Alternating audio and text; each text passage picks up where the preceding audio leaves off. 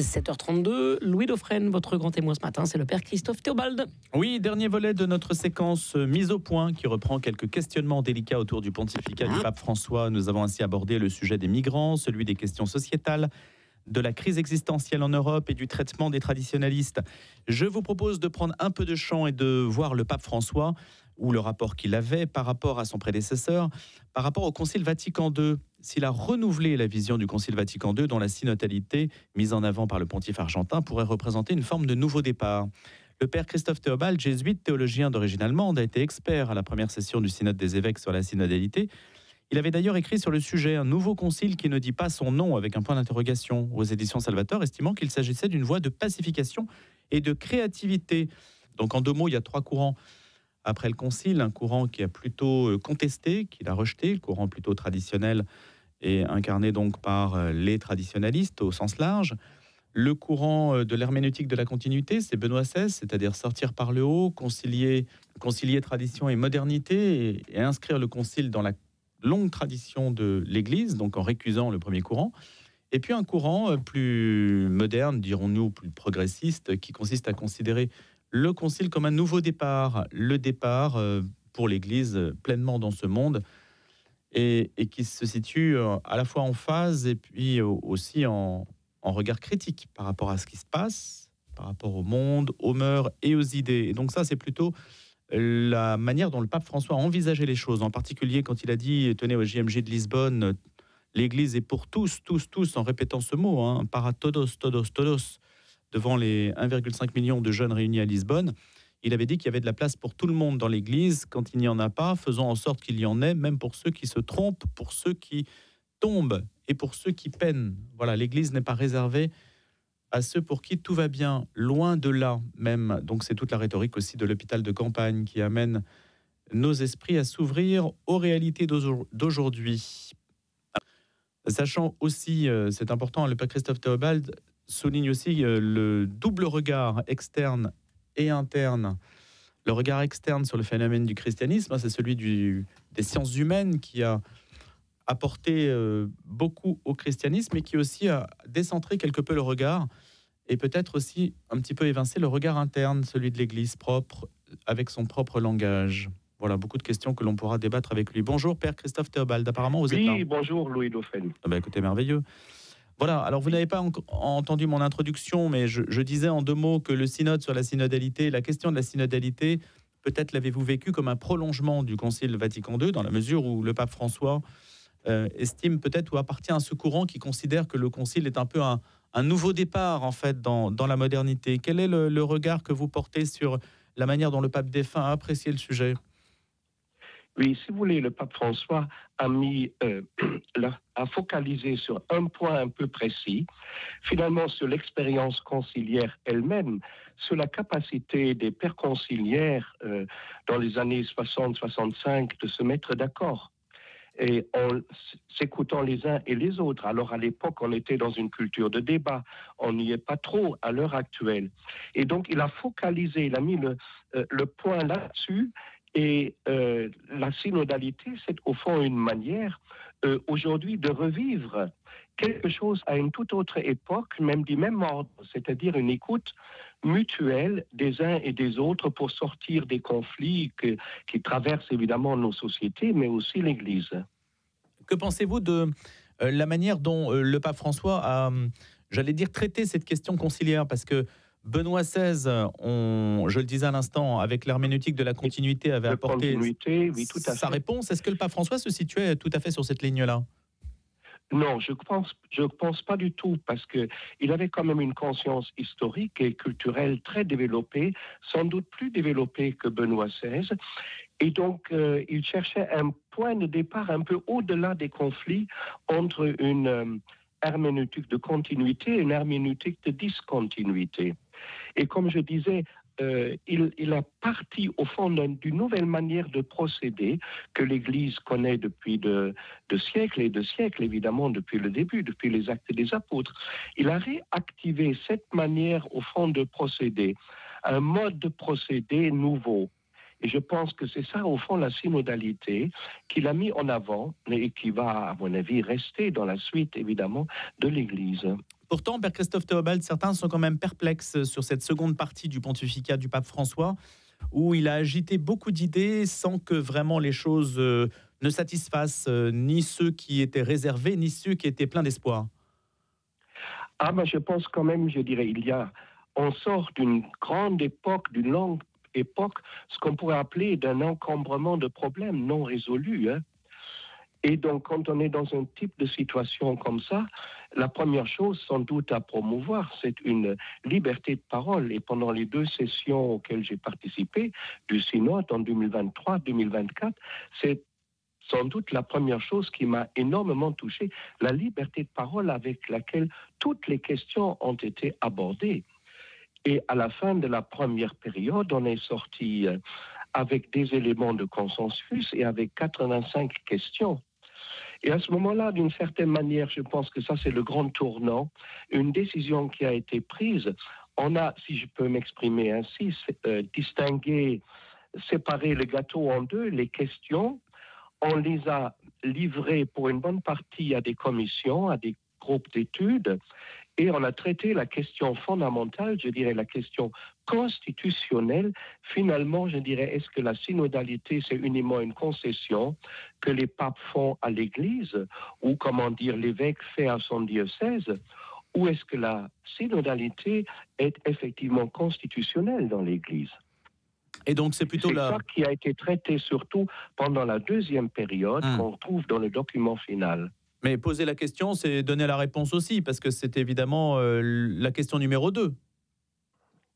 Enfin, la réponse numéro 2 que vous apportez, c'est-à-dire vous estimez que c'est constitutionnel. Ah, je pense qu'elle est constitutionnelle, parce que on le pressent déjà à Vatican II, notamment, je dirais, dans l'accent mis sur le nouveau chapitre 2 sur le peuple de Dieu. À l'intérieur de ce nouveau chapitre, vous avez les 3 missions du Christ Jésus, le ministère sacerdotal, le ministère prophétique et le ministère royal, comme on disait classiquement. Et donc le synode a repris au fond ce chapitre 2 de Lumen Gentium et a insisté notamment sur le ministère prophétique du Christ Jésus partagé à toute son Église. Et c'est sans doute ça l'axe de la synodalité, parce que nous vivons dans une société et aussi dans une Église où on devient davantage conscience de la pluralité des charismes, de la pluralité des situations culturelles extrêmement différentes, et dans une Église où se pose à nouveau la question, je dirais, de l'unité. Et cette unité, précisément, elle n'est jamais acquise une fois pour toutes. Il faut l'atteindre à travers précisément une capacité d'écoute, à travers ce qu'on appelle la synodalité, le marcher ensemble. C'est ça, au fond, la pointe de la lecture de Vatican II que le pape François a proposé. Voilà, l'expérience. En ajoutant juste ce petit point, si vous permettez. Bien sûr. C'est-à-dire le ministère prophétique, c'est aussi un ministère prophétique de l'Église sur notre planète. C'est-à-dire, si à l'intérieur, nous ne sommes pas capables de nous entendre les uns les autres, alors comment faire la leçon à l'ensemble de la planète? Et c'est ça, au fond, que le pape François a voulu mettre en avant, me semble-t-il. Voilà, l'expérience conciliaire reprise et prolongée par le pape François à travers ce mot de synodalité. Pensez-vous que ce qu'il a justement inauguré, en quelque sorte, va devoir systématiquement être repris par son successeur ? Ah, je pense, comment dire, il sera difficile de faire marche en arrière.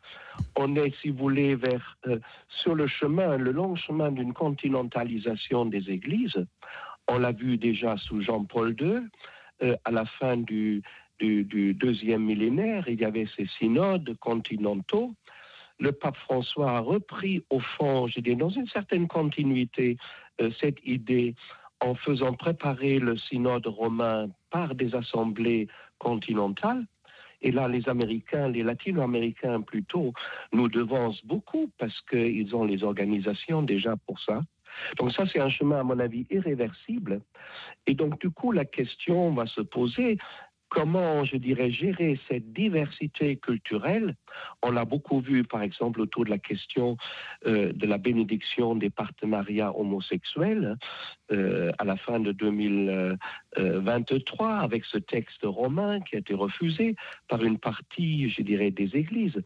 Donc ça sera une grande question d'avenir, et à mon avis, le successeur du pape François va continuer, je dirais, à travailler sur cette question, mais ça prendra au moins 2-3 générations, me semble-t-il. Père Christophe Théobald, on a coutume de dire que la plupart des cardinaux réunis ici, les 108 en tout cas, créés par le pape François, ne se connaissent pas bien. Mais certains disent qu'en fait, ils se connaissent mieux que l'on ne le dit, parce que justement, le principe des synodes fait qu'ils ont déjà été amenés à se rencontrer. Qu'est-ce que vous dites, vous ? Oui, je dirais ça. On s'est beaucoup dit à la fin de la deuxième période du synode, en 2024, fin octobre, où le successeur du pape François, il est assis ici dans cette salle. Et je pense que c'est vrai ce qu'on dit, il y a eu quand même les autres synodes déjà. Le synode sur les jeunes, très important, le synode sur l'Amazonie, le synode qui a donné le texte à Maurice Laetitia. Donc tous ces rassemblements sont quand même des rassemblements où les épiscopats et je dirais les cardinaux ont pu se connaître. Et donc ça, c'est quand même un point clé par rapport à ce qu'on a coutume d'entendre aujourd'hui dans tous les médias, hein. Je pense. C'est-à-dire, peut-être, comment dire, au moment de l'élection de Benoît XVI, on pouvait encore parler de partis ou de groupes d'orientation au sein de l'Église. C'est plus difficile aujourd'hui, parce qu'il y a une telle diversité parmi les épiscopats et une diversité parmi les cardinaux qui vont élire le nouveau pontife romain. Alors du coup, c'est très difficile de dire ce qui va en sortir, me semble-t-il. Quand le pape François a dit au JMJ de Lisbonne, hein, l'Église, il y a de la place pour tout le monde, quand il n'y en a pas, faisons en sorte qu'il y en ait, etc. Ça a l'air de dire que l'Église, évidemment, elle n'existe que si elle est tournée vers l'extérieur. Mais on ne peut pas dire que sur les 50 dernières années, du côté occidental du moins, dans la sphère occidentale, la modernité vers laquelle l'Église a fait un grand pas est beaucoup rendue... j'allais dire, et beaucoup renvoyé l'ascenseur. Qu'en pensez-vous ? Évidemment, je pense qu'il faut reconnaître que, notamment en Europe, je dirais, qui est un continent extrêmement difficile d'un point de vue chrétien, d'un point de vue ecclésial, nous autres chrétiens et catholiques, nous sommes en train de devenir une minorité, même si nos sociétés sont peut-être encore marquées par des systèmes de valeurs. Il ne faut pas négliger ça, cette différence selon les pays d'Europe. Mais nous avons du mal à accepter d'une certaine manière que nous ne sommes pas, comment dire, une majorité, mais nous sommes une minorité, et nous devons trouver une manière de nous situer au sein de cette société sécularisée très largement et souvent à grande distance, au fond, des inspirations spirituelles et éthiques de la tradition chrétienne. Sur les 85 questions, vous avez dit, hein, il y avait 85 questions qui ont été mentionnées, qui ont été soulevées lors du synode. Quelles sont celles qui vous paraissent les plus saillantes ? Alors, si vous voulez, il y a sûrement deux, je dirais, qui ont été beaucoup abordées et qui ont aussi agité l'opinion publique. Il y a les questions de la commission du groupe d'études numéro 9, c'est-à-dire qui traite des questions éthiques extrêmement difficiles. Et notamment, je dirais, tout ce qu'on appelle le groupe LGBTQIA+. Et c'était pas mal discuté quand même, je dirais, toute la question des études du genre, etc. Comment inscrire cela et comment maintenir d'une certaine manière, à la fois, c'est le psaume, vérité, amour se rencontrent. On a travaillé un peu à partir de ça. Comment maintenir, au fond, à la fois, je dirais, la vérité, je dirais, d'une tradition, mais qui évolue aussi, qui se développe, qui s'ajuste à nos sociétés contemporaines, et en même temps, comment dire, le lien avec tous les êtres humains. L'Église n'est pas, comment dire, une secte, c'est pas un petit groupe, c'est quand même, je dirais, une prétention d'universalité qui est absolument décisive. Donc ça, c'est une question. Et l'autre question, je dirais, qui a été beaucoup agitée, c'est au fond la question de la place des femmes au sein même, je dirais, de l'Église, hein, et dans la société aussi, hein. Donc ça fait 2 questions que le prochain pontife, en tout cas, devra sans doute étudier ou avoir présent à l'esprit. Oui, bien sûr. Oui, oui, tout à fait. Ce sont deux questions, mais qui s'inscrivent, je dirais, au moins pour une part, je dirais, dans des questionnements beaucoup plus globaux, je dirais, de l'anthropologie chrétienne, de l'anthropologie tout court, les problèmes de pluralisme sur notre planète, et notamment, comment dire, la question, évidemment, de l'écologie intégrale telle qu'elle a été développée dans la date aussi. Ça reste une question tout à fait centrale. Comment articuler à la fois la traversée de la transition que nous sommes en train de vivre et les effets extrêmement néfastes sur une partie de la population mondiale, et notamment les plus pauvres. Là-dessus, quand même, je dirais, le ministère prophétique de l'Église est vraiment attendu. Merci beaucoup, Père Christophe Théobald. Je rappelle que vous êtes jésuite théologien, que vous avez été expert à la première session du synode des évêques sur la synodalité d'origine allemande et que vous avez beaucoup réfléchi à cette question en publiant notamment un ouvrage qui a porté sur cette question, un nouveau concile qui ne dit pas son nom, avec un point d'interrogation.